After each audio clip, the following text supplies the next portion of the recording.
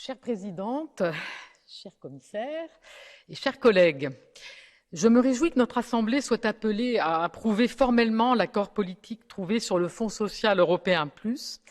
Grâce à cet accord, l'Union disposera d'un instrument renouvelé ambitieux pour bâtir une Europe plus sociale, plus résiliente et plus inclusive.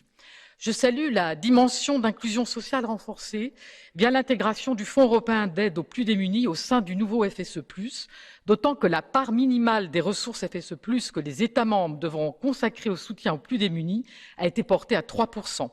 Ce fléchage, qui est un minimum et qui vient en plus des 25% en faveur de l'inclusion sociale, est éminemment important, alors que dans le contexte que nous traversons, la pauvreté augmente et l'aide alimentaire et l'assistance matérielle de base apparaissent de plus en plus nécessaires. En outre, ce FSE+ renouvelé sera un instrument primordial pour soutenir l'emploi des jeunes, notamment en mettant en œuvre la garantie européenne pour la jeunesse.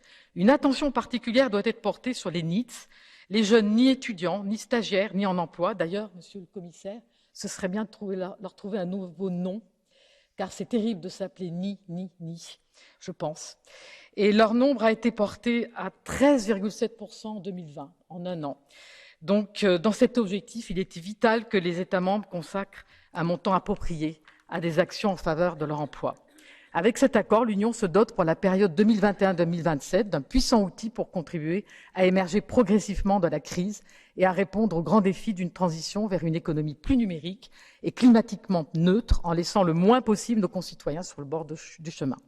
J'espère donc qu'une très large majorité se réunira pour le soutenir.